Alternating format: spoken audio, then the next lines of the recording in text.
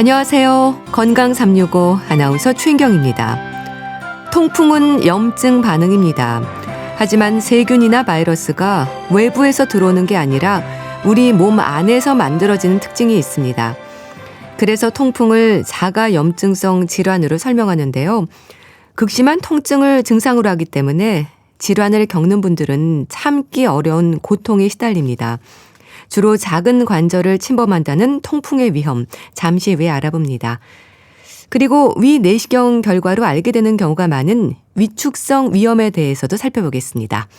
건강 365 윤상의 행복을 기다리며 듣고 시작하겠습니다.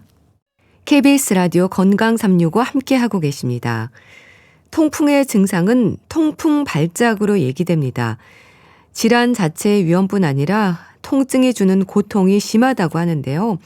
재발도 잦아서 관리가 중요하다는 지적입니다. 중앙대학교 병원 류마티스 내과 송정수 교수에게 도움 말씀 듣겠습니다. 교수님 안녕하세요. 예, 안녕하세요. 통풍이라고 하면 일단 통증부터 떠올리는 분들이 많습니다. 얼마나 아픈 건가요? 예, 통풍은 한문으로 아플 통자, 바람 풍자를 쓰는데 네. 말 그대로 바람만 스쳐도 아픈 병이라고 합니다. 그래서 모든 질병 중에 가장 아픈 병으로 질병의 왕이라고 불립니다. 네. 그리고 또 옛날에는 왕이나 귀족같이 잘 먹고 잘 마시고 또 뚱뚱한 사람들한테 잘 생긴다고 해서 왕의 질병이라도 그렇게도 불립니다. 그래서 질병의 왕, 왕의 질병 그렇게 불리고요. 이 통풍을 겪어보신 환자분들의 이야기를 들어보면은 마치 그 망치로 발가락을 힘없이 두들긴다는 느낌이 든다고 합니다. 아이고. 그래서 이 발작이 오면은 관절 통증 때문에 이리저리 떼굴떼굴 굴러다닐 정도로 아프고 방문을 여닫는 진동에 의해서도 통증이 생기고 아주 심지어는 고양이가 걸어가는 진동에도 통증이 생길 정도로 아프다고 합니다. 아유, 그렇게 통증이 극심한데요. 예. 이 통풍은 자가 면역 질환인가요? 통풍은 자가 면역 질환으로 분류하고 있지는 않습니다. 네. 자가 면역 질환에는 대부분 뭐 항액 항체라든지 류마스 인자와 같은 자기 몸 세포나 조직을 공격하는 자가 항체라고 하는 게 나타나는데 통풍에서는 이런 자가 항체가 나타나지 않고 또 왜 생기냐면 이제 요산이라고 하는 물질이 과잉으로 축적돼서 생기는 병이기 때문에 자가 면역 질환으로 보지는 않습니다. 그런데 보통 우리 염증 반응은 우리 몸 밖의 외부에서 세균이나 바이러스가 침입해서 염증을 일으키는데 통풍은 그 염증이 일어나는 원인이 외부에서 들어오는 세균이나 바이러스가 아니고 내부에서 만들어지는 요산결정이라고 하는 물질이 없다가 생기는데 이 요산결정을 우리 몸의 백혈구가 잡아먹고 백혈구 안에 있는 염증 반응 물질을 폭탄처럼 이렇게 터트리면서 염증이 일어나거든요. 그래서 이런 경우를 우리 몸의 내부에서 일어나는 염증 반응이다. 그래서 자가 염증성 질환이라고 이렇게 부릅니다. 그러니까 자가 염증성 질환으로 이해를 하는 거네요. 예, 맞습니다. 그런데 주로 발가락을 침범을 하나요? 걸음을 잘 못 걷는 분들이 있던데요. 예, 맞습니다. 통풍 환자의 90% 정도에서는 엄지발가락이나 발등, 발목에 통풍이 발생되면서 걸음을 잘 걷지 못하는 상태가 되는데요. 왜냐하면 통풍이 생기면은 발가락과 같은 작은 관절에 요산이 많이 쌓이기 때문입니다. 그리고 요산이 쌓여서 염증이 생기는데 액체 상태의 요산이 피를 타고 이렇게 돌아다니다가 발로 내려가갖고 이게 중력의 힘을 이기지 못하고 엄지 발가락이나 발등에 농축되어 있는 상태가 됩니다. 그러다가 이제 체온이 떨어질 때 액체 상태의 요산이 나트륨하고 만나서 고체 상태인 요산염 나트륨이라고 하는 결정, 그런 크리스탈로 변화가 됩니다. 그래서 몸에 없었던 그 고체가 요산 결정이 새로 생기면은 백혈구가 우리 몸을 지키는 백혈구가 이 결정을 세균이나 바이러스로 착각해서 이걸 잡아먹게 되면서 백혈구 안에 있는 염증 반응 물질을 터트리면서 염증과 통증이 생기게 됩니다. 그래서 이 요산 결정은 온도가 체온이 높은 부위보다는 체온이 낮은 부위에서 더 잘 만들어지는데요.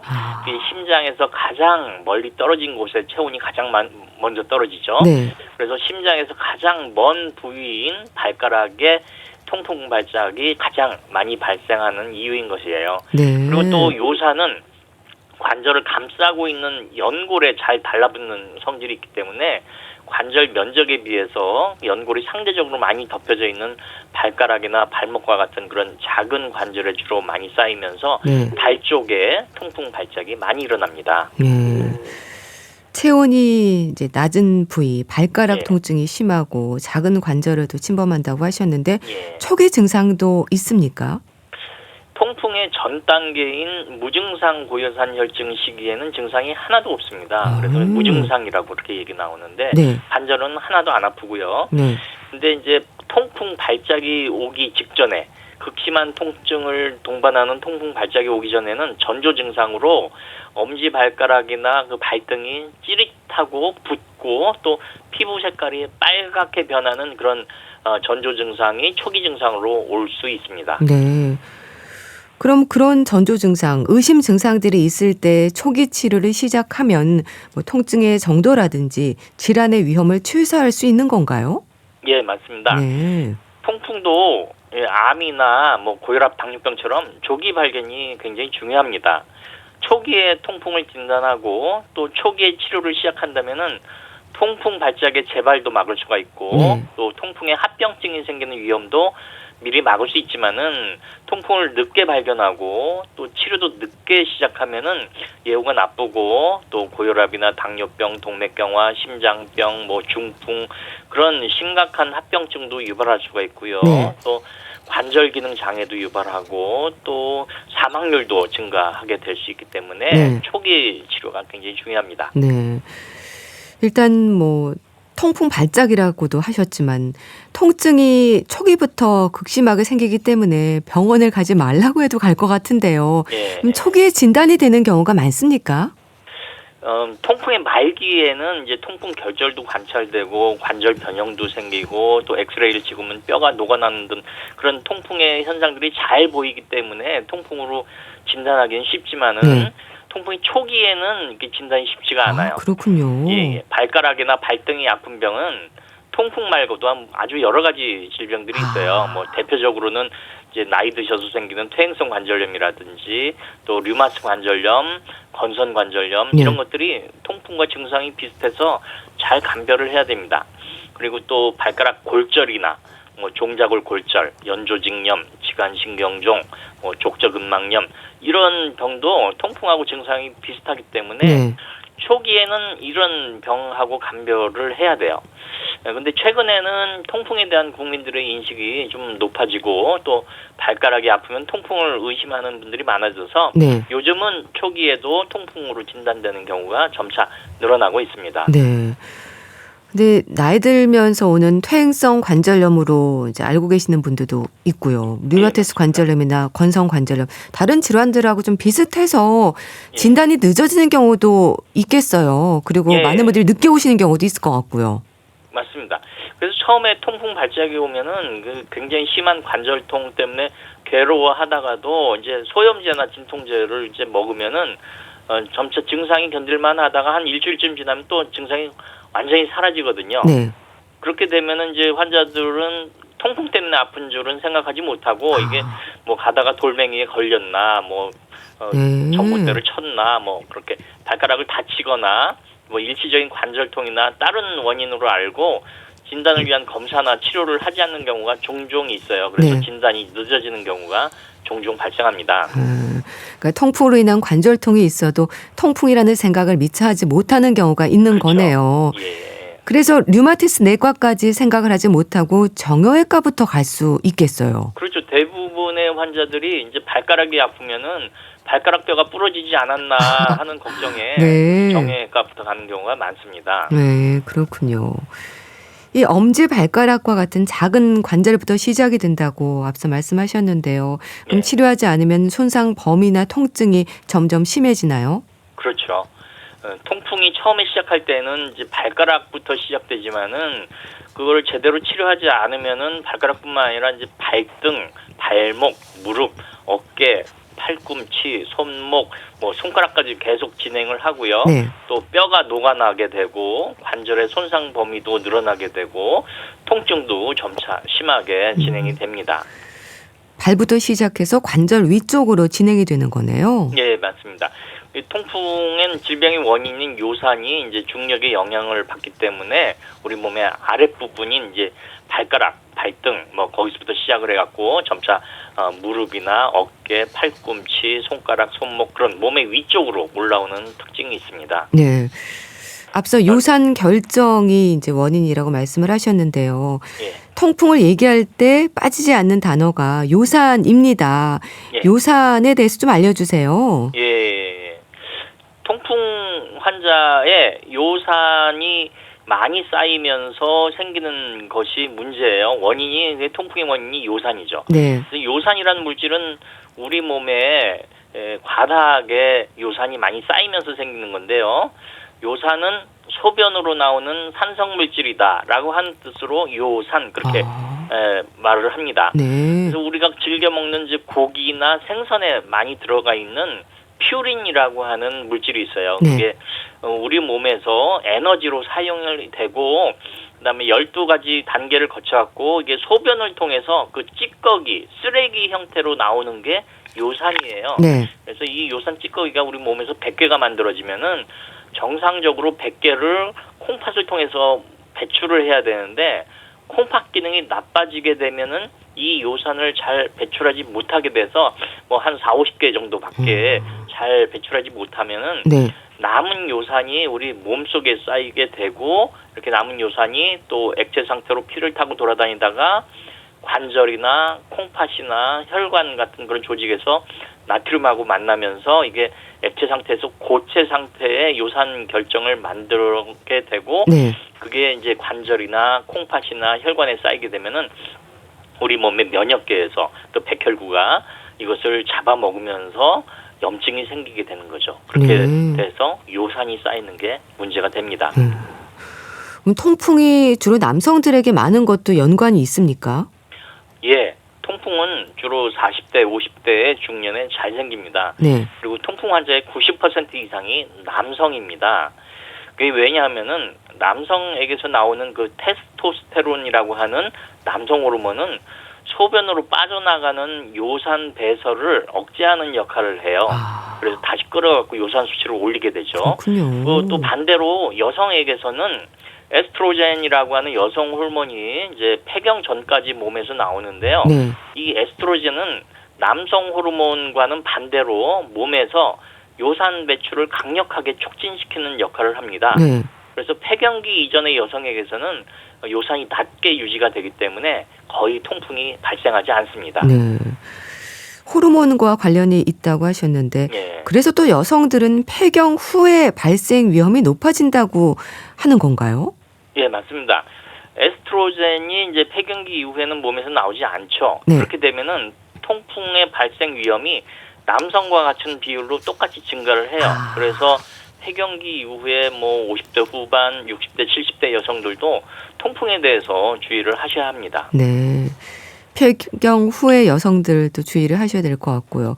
젊은 사람들이라고 방심할 수는 없는 부분이라면서요? 예, 맞습니다. 예, 요즘 젊은 사람들은 뭐 직장하고 사회에서 여러 가지 스트레스를 많이 받고 또 잦은 회식을 하고 또 술도 자주 마시고 또 기름진 음식을 많이 먹게 되고 네. 또 술도 많이 먹게 되는 그런 나쁜 식습관을 갖게 되죠. 네. 또 시간이 없어갖고 운동을 못하게 되고 그렇게 되면 또 뚱뚱해지고 그 결과 우리나라에서 젊은 통풍 환자가 늘고 있는 것으로 보입니다. 네. 뭐 기름진 음식, 술 지적을 하셨는데 역시 식습관도 문제가 되는 거군요. 예, 맞습니다. 1900년대 후반까지만 하더라도 우리나라 사람들이 잘 먹지도 못하고 또 잘 마시지도 못했는데 2000년대 넘어와서 요즘은 이제 먹는 것이 부족한 경우는 거의 없잖아요. 네. 오히려 너무 많이 먹어서 고혈압이나 당뇨병, 고지혈증, 비만 뭐 이런 여러 성인병들이 많이 생기지 않습니까? 네. 그래서 통풍도 너무 기름진 음식을 많이 먹고 술도 많이 마시는 그런 나쁜 식습관이 원인이 됩니다. 네. 통풍하면은 이제 퓨린에 대한 지적이 나오던데요. 예. 퓨린 함량이 높은 음식을 조심해야 한다고 하더라고요. 어떤 예, 음식들이 있는 맞습니다. 건가요? 예. 음식 중에는 이게 통풍의 원인 물질인 퓨린이 많이 들어있는 음식을 주의해야 되는데요. 네. 이게 퓨린이 많이 들어있는 음식은 뭐 소고기, 돼지고기, 닭고기 그런 걸 포함한 육류, 특히 또 이게 내장하고 간 그런데 퓨린이 많이 들어 있습니다. 네. 그리고 생선 중에서는 이제 청어, 고등어, 정어리, 꽁치 뭐 이렇게 등푸른 생선 이 뭐 다른 데는 좋다고 하는데 이게 요산이 많아요. 그래서 그런 거나 뭐 새우라든지 바닷가재 뭐 그런 것들에 요산이 많이 들어가 있고요. 네. 근데 이런 것들이 이제 다 고소하고 또 맛있고 네. 또 술안주로 또 안성맞춤이라는 특징이 있죠. 그래서 술을 좋아하시는 이게 통풍 환자들에게는 이런 매우 안타까운 현실입니다. 네. 퓨린 함량이 높은 음식들 조심을 하셔야 될 것 같고요. 예. 술 이제 조심하라고 하셨는데 맥주가 특히 얘기가 되던데요. 예, 맞습니다. 술 중에는 맥주가 통풍에 가장 나쁩니다. 네. 예, 맥주의 향을 내는 그 호프 성분에 퓨린이 많이 들어있어요. 그래서 이게 요산을 많이 올리고 또 통풍도 일으킨다고 그렇게 알려져 있죠. 네. 그렇다면 뭐 소주나 양주는 좋으냐? 그것도 네. 아니죠. 네. 소주나 양주에는 퓨린이 거의 없어요. 요산을 만들어내는. 근데 그 통풍 발생의 위험은 그 먹는 퓨린의 양도 중요하지만은 마시는 알코올의 양에 비해서 요산이 증가하기 때문에 네. 퓨린이 많은 맥주뿐만이 아니라 퓨린이 거의 없는 뭐 소주나 막걸리나 뭐 위스키, 포도주 뭐 이런 알코올이 들어있는 어떤 종류의 술이든 많이 마시면 많이 마실수록 또 알코올의 섭취가 증가하면 증가할수록 통풍의 위험은 증가하게 됩니다. 네. 왜냐하면 그 알코올이 소변으로 빠져나가는 요산을 다시 콩팥에서 다시 피 속에 잡아 넣어주는 역할을 하거든요. 그래서 요산이 급격히 올라가요. 네. 그래서 어떤 종류의 술이라도 통풍의 위험을 증가시킵니다. 특히 이제 치킨하고 맥주는 통풍 환자에게는 급성 통풍 발작을 일으키는 가장 위험한 음식의 조합이 될 수가 있습니다. 네. 그러니까 아예 금주를 하셔야 되겠네요. 예, 그렇게 하셔야 됩니다. 그런데 또 음료도 조심해야 한다고 하던데요. 예, 맞습니다. 인공과당이라고 달달한 거, 예. 인공과당이 많이 포함된 뭐 콜라나 사이다, 과일 주스 이런 달콤한 청량 음료도 마찬가지로 소변으로 빠져나가는 요산을 다시 콩팥에서 피 속으로 끌어올려서 혈정 피 속에 있는 요산을 많이 증가시켜서 네. 통풍을 일으키거나 또 악화시킬 수 있기 때문에 달달한 음료도 술만큼 이렇게 조심을 하셔야 됩니다. 네. 자, 그리고 운동 이제 일반적으로 중요하긴 하잖아요. 근데 지나친 운동은 삼가야 한다는 말도 있던데요. 예, 맞습니다. 이 통풍의 예방과 치료에 운동이 매우 중요합니다. 네. 근데 적당히 운동을 해야지 너무 지나친 운동을 하게 되면은 땀이 많이 나게 되고 그렇게 되면은 탈수가 돼요. 또 탈수가 되면은 피 속의 요산이 아주 급격하게 증가를 하게 돼요. 네. 그러면서 이제 통풍이 생길 수가 있습니다. 그래서 운동을 하더라도 이렇게 물을 자주 마시면서 탈수가 안 되게 운동을 하는 게 중요하고요. 네. 또 근육을 많이 사용하는 운동 있지 않습니까? 뭐 유산소 운동이라든지 뛰는 운동이라든지 뭐 자전거도 심하게 타는 몇 시간씩 타는 그런 지나친 운동을 하게 되면은 네. 우리 몸의 근육 세포들이 파괴가 되면서 근육 세포 안에 존재하고 있던 퓨린이 갑자기 피 속으로 다량 방출되면서 피 속의 요산이 갑자기 올라갈 수가 있습니다. 네. 그렇게 되면은 통풍 발작이 생길 위험이 증가하기 때문에 탈수를 일으키는 운동이나 또 근육 세포가 많이 파괴되는 너무 지나친 운동은 삼가하시는 게 좋습니다. 네. 재발도 잦은 질환이 통풍으로 알고 있습니다.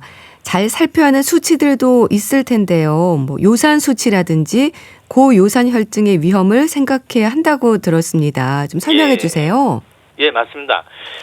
피 속의 요산 수치가 7.0mg/dL 이상 되는 상태를 고요산 혈증이라고 하는데 네. 고요산 혈증 환자 중에서도 요산의 농도가 높으면 높을수록 또 고요산 혈증의 기간이 길면 길수록 통풍의 발생 위험이 증가합니다. 네. 그래서 이제 피검사에서 요산 수치가 높다고 하면은 통풍에 대한 위험이 높다고 생각을 하시고요. 이 요산 수치를 낮추도록 전문의의 도움을 받으셔야 나중에 통풍이 생기는 위험을 예방할 수가 있습니다. 보통 정상 남자의 요산 수치는 4.0에서 7.0 정도이고 또 정상 여자의 요산 수치는 3.0에서 6.0 mg/dL 정도입니다.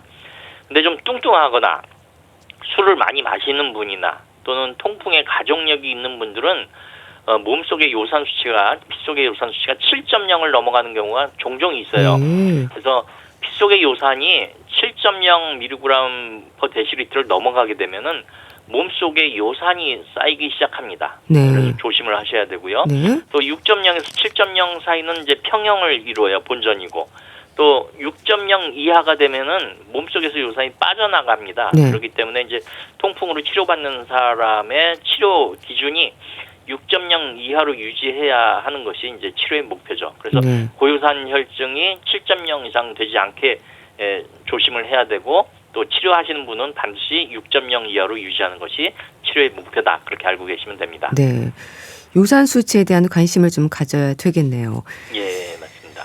오늘은 통풍에 대해서 자세히 알아봤는데요. 중앙대학교 병원 류마티스 내과 송정수 교수와 함께했습니다. 감사합니다. 예, 감사합니다.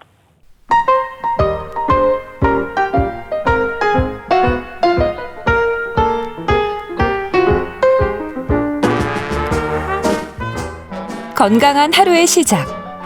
KBS 라디오 건강 365.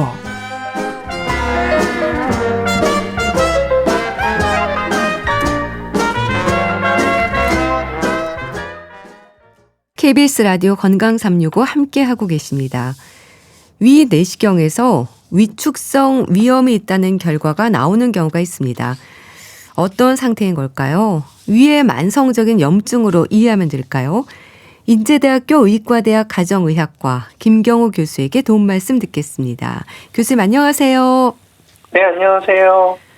위 내시경을 하고 결과가 나왔을 때 위축성 위염이라는 소견을 받는 분들이 있거든요. 비교적 흔하지 않나요? 네, 비교적 흔하고 특히 이제 연령이 좀 많으신 어르신들에게서도 종종 나오는 소견인데요. 네. 우리나라에서 이제 어느 정도나 흔할까에 대해서는 이제 조사한 연구마다 좀 차이가 있지만 대략 한 29% 전후 정도, 그러니까 우리나라 인구 서너 명 중 한 분은 아마도 그런 소견이 있지 않을까 이렇게 추정하고 있습니다. 네. 그 위축성 위염, 이름을 생각해 보면 어떤 상태일까 궁금한데요. 좀 설명해 주세요. 네, 그렇습니다. 우선 그 이름 그대로 위축, 그러니까 위 점막이 위축되어 있는 상태다 이렇게 보시면 되겠는데요. 네. 우리 그 위는 이제 음식물을 소화시키는 기능을 하고 있는데, 그러기 위해서 위 점막에는 위산이라든지 또 여러 가지 단백질을 분해하는 소화액이라든지 네. 또 이러한 위산과 소화액으로부터 위 점막을 보호하는 보호 점액을 분비하는 이러한 다양한 기능을 하는 위샘 점막들이 있는데 네. 이러한 위샘이 손실되고 그에 따라서 이제 위 점막이 얇아진 상태, 위축되어 있는 상태를 이제 위축성 위염 이렇게 부르게 되고, 네. 이제 내시경 검사로 이제 보시게 되면은 아무래도 위 점막이 얇아져 있다 보니까 점막에 이런 붉은 핑크색이 좀 없어지고 대신에 좀 창백하게 보인다든지, 네. 또 위 점막이 얇아지면서 그러면서 이제 점막 밑에 있는 혈관들이 도드라지게 비쳐 보이기도 하는 그런 상태로 보일 수 있겠습니다. 네. 위샘, 이제 점막이 손실이 된다고 말씀하셨는데요. 위에 염증이 지속이 되면서 위세포에 문제가 생긴다고 보면 될까요? 만성적인 염증입니까? 네, 아마도 이제 위축성 위염은 이제 대표적인 그 만성 염증성 질환이 아닐까 이렇게 추측이 되는데요. 네. 우리 뭐 일반적으로 피부도 그렇지만 우리 점막, 특히 뭐 위나 장 점막도 손상이 되면은 새살이 나고 재생이 되는 특징이 있는데, 손상이 돼서 이제 재생이 돼야 되는데, 그것이 계속, 만성적인 염증이 지속되고 반복되게 되면은, 네. 손상과 재생이 이제 반복되고, 그러다 보면은 위점막이 얇아지고, 또 뭐 흉터가 생기면서, 이렇게 만성적으로 진행되는 것이 아닐까. 만성적인 염증에 의해서, 그런 변화가 결국은 위축성 위염으로 진행되는 것으로 보고 있습니다. 네. 근데 위 내시경으로 확인이 되는 부분이지만 증상은 전혀 없지 않나요? 우연히 알게 되는 경우가 대부분인 것 같은데요.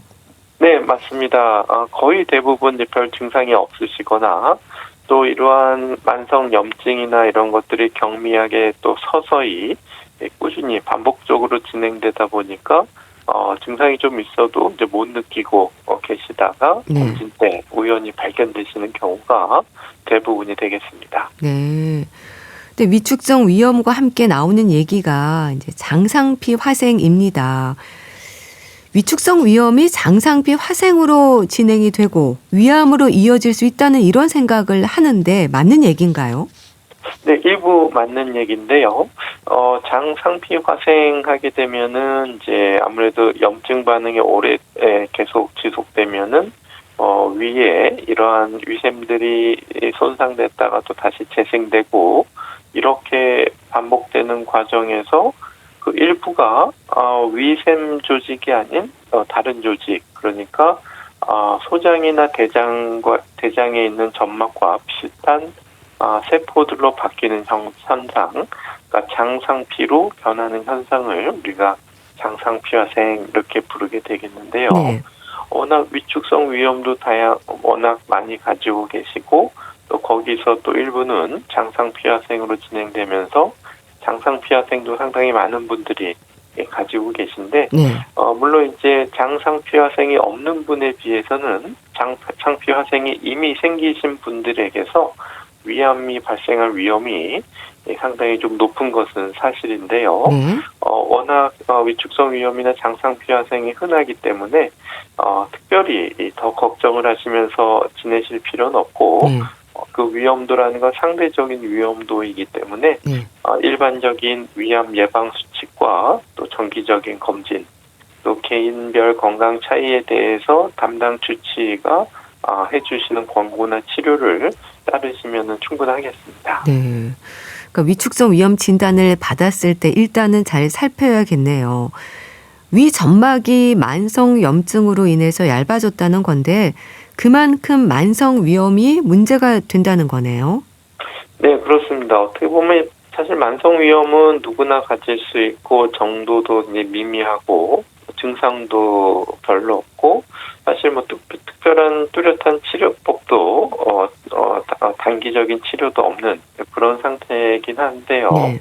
만약에 이런 만성 위염 자체를 이제 심각한 상태는 아니지만 개선하지 않고 계속 지속된다면 네. 그것이 하루 이틀 1년 2년 쌓이다 보면은 결국 위축성 위염으로 진단되고 또 결국 또 이제 장상피화생으로 또 진행될 수가 있기 때문에 네. 만성 위염이 좀 사소히 넘길 것은 아니고 네. 만성 위염을 일으킬 수 있는 여러 가지 원인들을 우리가 관리하고 네. 만성 위염을 좀 완화할 수 있는 그런 노력들이 중요할 수 있겠습니다. 네. 만성 위염을 방치하고 지속이 된다면 위축성 위염, 또 장상피 화생으로까지 갈 수 있어서 그 원인을 찾고 주의하는 게 필요하다고 하셨는데 만성 위염이 발생하는 원인은 그럼 뭔가요? 네, 참 다양한 원인들이 만성 위염을 일으킬 수가 있는데요. 네. 우선 그 헬리코박터 파이로리라고 하는 헬리코박터균이 위 점막에 지속적으로 이렇게 상주하고 기생하면서 계속 염증을 일으키기 때문에 네. 우선 헬리코박터균이 가장 그 만성 위염의 주요한 원인이 될 수가 있겠고요. 네. 또 이제 여러 가지 약물들이 또 아무래도 위 점막을 좀 손상시켜주고 보호막을 약화시키고 또 위 점막의 손상을 일으킬 수가 있겠고요. 네.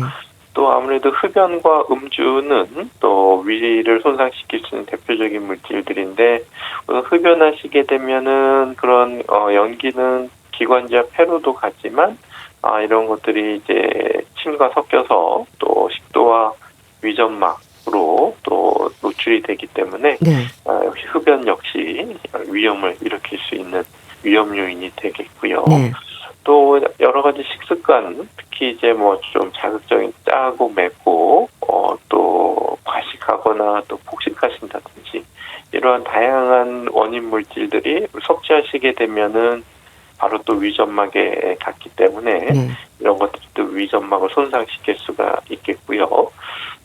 또 아무래도 위점막은 이제 위산과 또 위산으로부터 위벽을 보호하려고 하는 이제 보호 점액들로 되어 있는데 또 우리 주로 이제 담즙이라고 부르는 소화액은 주로 위를 지난 십이지장으로 분비돼서 소장으로 넘어가야 되는데 네. 간혹 그런 담즙이 다시 위로 이렇게 역류하시는 분도 간혹 계신데요.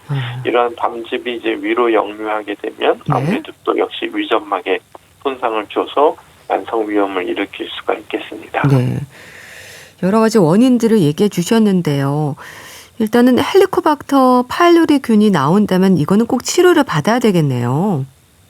네, 일단은 헬리코박터 파일로리균이 여러 가지 질환을 일으키고 있는데 그런 질환을 가지고 계시거나 그런 위험이 있는 분들은 반드시 치료를 받으셔야 되는데 네. 사실 이제 헬리코박터균을 가지고 있는 비율이 우리나라에선 약 50%로 추정하고 있으니까요. 네. 그래서 모든 헬리코박터균 환자들을 치료해야 될 것인가? 네. 그리고 모든 헬리코박터균을 가지고 계신 분들이 다 위험과 위암이 생기는가에 대해서는 또 그런 건 아니기 때문에 네.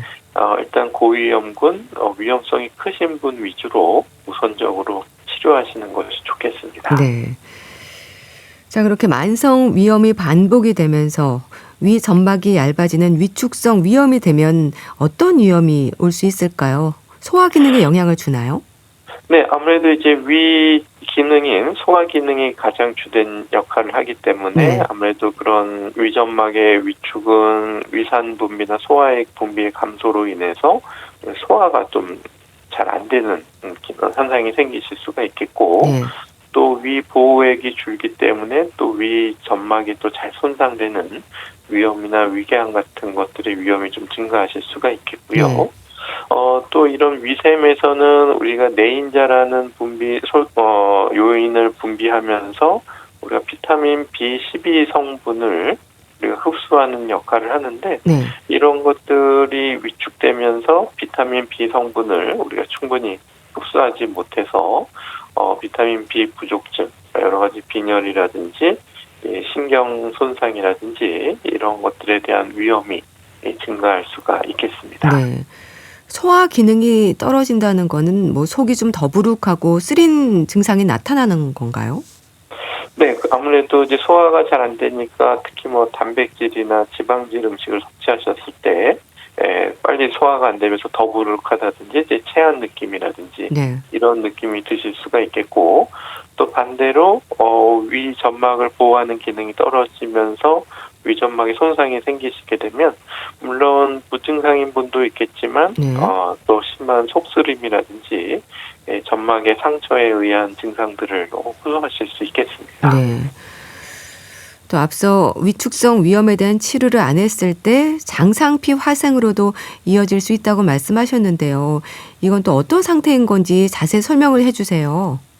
네, 장상피 화생하게 되면은 말 그대로 장상피로 변했다 이렇게 보시면 되겠는데 우리가 위에는 위상피, 위샘이 있어야 되고 장상피는 사실은 소장이나 대장에 있는 그런 미샘들인데 위에 있는 그런 미샘들이 그렇게 장상피로 변했다라는 것은 아무래도 만성적인 염증에 의해서 위 점막이 손상이 되고 또 재생을 반복하는 과정에서 정상적인 위점막 조직이 재생되는 것이 아니라 조금 다른 좀 비정상적인 점막이 재생되는 현상을 우리가 이제 장상피화생이라고 부를 수가 있겠고요. 물론 이제 장상피화생 자체가 그렇게 위험한 거라고 다 볼 수는 없겠지만 장상피화생으로 되신 일부분의 환자에게서는 상대적으로 위암의 위험이 증가하는 네. 또 심각한 경우에는 암 전 단계로 우리가 분류되기도 하기 때문에 우리가 장상피하생이 이미 생긴 분들은 조금 좀 신경을 더 쓰시는 것이 필요할 수가 있겠습니다. 네. 일부는 위암으로도 이어질 수 있어서 장상피 화생에 대해서도 관심을 가지게 되는데요. 위 내시경 검사에서 위축성 위염과 장상피 화생이 동시에 결과로 나오기도 하거든요. 이거는 어떻게 이해하면 될까요?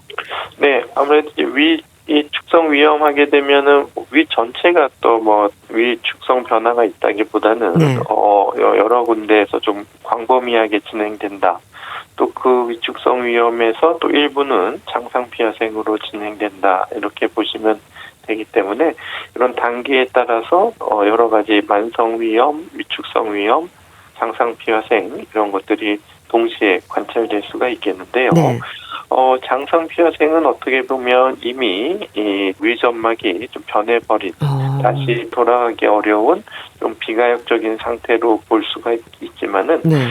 장상피하생으로 아직 진행되지 않은 다른 위축성 위염이 남아있는 부위라든지 네. 또 만성 위염이라든지 이런 부위가 있기 때문에 장상피하생 자체는 우리가 치료를 할 수는 없지만 나머지 다른 부분이 이제 추가적으로 장상피하생으로 진행되는 것을 예방하는 노력들이 좀 필요할 수 있다는 것을 시사하는 것이라고 볼 수 있겠습니다. 네. 그럼 위 내시경 결과로 위축성 위염과 장상피 화생에 대한 결과가 나오면 확인을 위해서 다시 위 내시경을 하나요? 바로 치료로 들어가나요? 네, 일반적으로는 바로 다시 위내시경을 하진 않는데, 네. 간혹 이제 조직 검사에서 조금 암 전 단계가 좀 의심이 된다든지, 장상피하생 정도가 좀 심하다 그런 경우에는 다시 검사를 할 수도 있겠지만은, 네.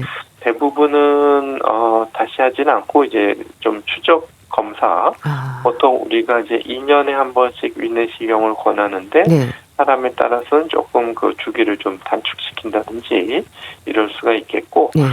이러한 그 장상피 화생과 또 위축성 위염을 일으키는 여러 가지 만성 위염을 일으킬 만한 요인들이 있다면, 네.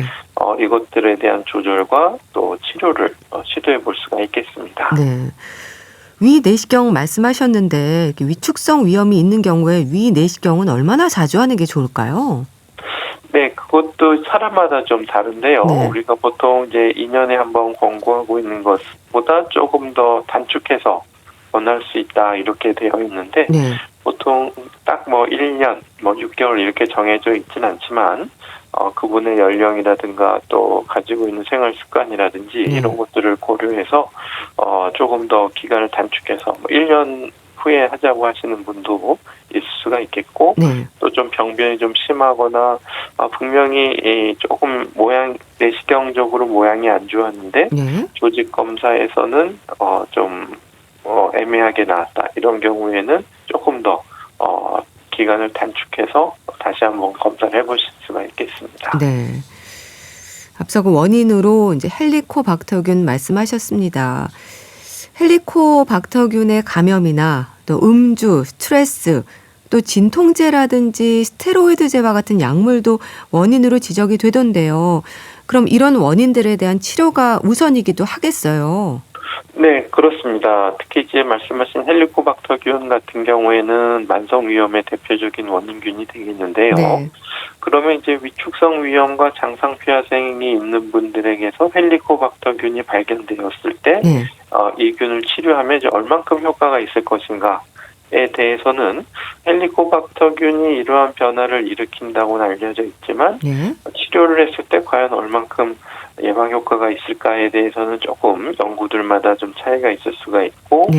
또 사람마다 좀 이미 장상피하생이 많이 진행된 분들은 치료를 해도 치료 효과가 조금 미미할 수는 있지만은 일단은 발견되면은 치료하는 것을 적극적으로 고려해 볼 수 있다 이렇게 되어 있는데요. 네.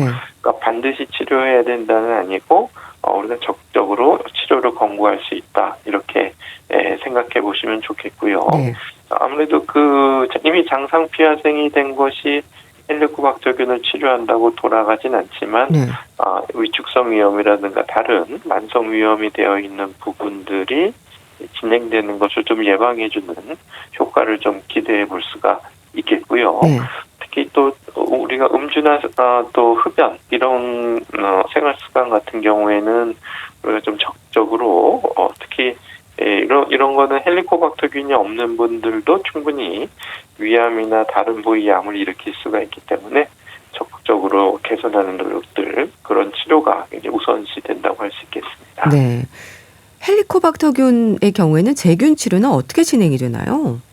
네, 우선 치료 약물과 기간이 조금 다양할 수가 있는데요. 네. 기본적으로는 그 위산 분비를 억제시켜주는 약물을 사용하게 되면 일단 헬리코박터균의 개체수가 좀 감소할 수가 있겠고, 항생제를 우리가 두세 가지를 병합해서 사용을 할 수가 있겠고요. 네.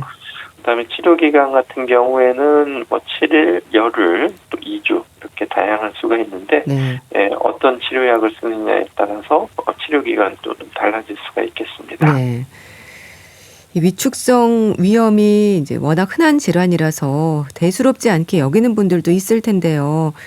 위험 요인들에 대한 개선이 필요하지 않을까 싶습니다. 앞서 음주나 흡연 지적을 해주셨는데요. 일상에서 조심할 부분들 좀 짚어주시죠. 네, 일단 만성 위축성 위염과 장상피하생 같은 경우에는 일단은 우리가 통계적으로는 위암이 발생할 위험이 높은 건 사실입니다. 네. 그래서 보다 좀 적극적인 치료를 해야 되지만 그렇다고 또 너무 심각하게 걱정하실 필요는 없고, 우리가 암 예방 규칙, 흡연과 음주는 철저하게 관리하셔야 되겠고요. 네. 또 이제 드셔야 하는 약물 중에서 이제 꼭 드셔야 되는 약물은 주의해서 드셔야 되지만, 불필요한 약물들, 또 진통소염제 같은 경우에는 최대한 위장 부작용을 최소화하는 방법으로 드시는 것이 필요하실 수가 있겠고요. 네. 그 밖에도 여러 가지 스트레스 관리라든지 또 채소 과일 충분히 드시고 또 정기적인 검진을 잘 받으면서 개인 상태에 따라서 주치의 권고에 잘 따르시는 것이 좋으실 것 같습니다. 네, 알겠습니다. 위축성 위염과 관련해서 자세히 알아봤는데요. 인제대학교 의과대학 가정의학과 김경호 교수와 함께했습니다. 말씀 감사합니다. 네, 감사합니다. 브라운 아이드 소울의 Nothing Better 보내드리면서 인사드릴게요. 건강365 아나운서 최인경이었습니다. 고맙습니다.